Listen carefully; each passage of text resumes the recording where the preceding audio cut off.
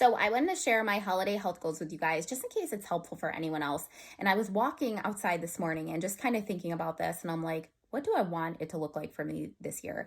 And I was thinking about it because in the past I've done a couple of different things. Sometimes it worked great, other times it didn't, and I was just like evaluating like what really does like feel good for me. And I feel like that's the number one thing is coming at it from a place of self-care, like rooted in I want to feel my best. Like I care about myself enough that I want to feel my best before, during, and after.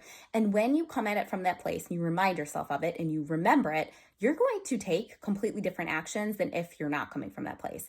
And in the past, I feel like sometimes I did that, sometimes I didn't. And I would go into it, in a couple of different ways. One was literally just being like, it's Christmas. I'm going to eat and drink whatever I absolutely want and deal with it later. Which, of course, that's not really coming at it from a place of self care because that's like leaving my future self to deal with all of the overeating and over drinking that I'm probably going to do on like December 26th or 5th or whatever it is, which feels awful. So I didn't love that.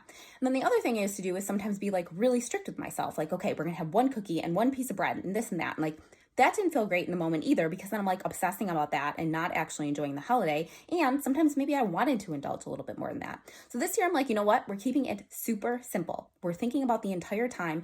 How are we going to feel our best before, during, and after?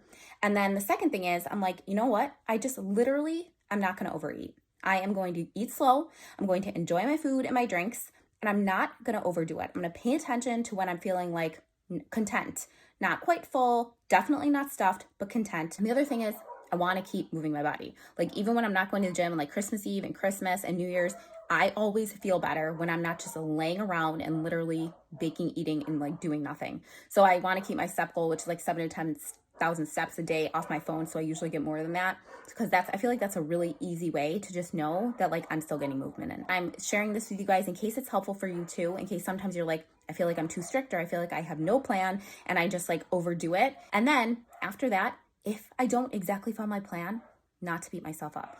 No food or drink or no amount of food or drink is ever as harmful as beating yourself up.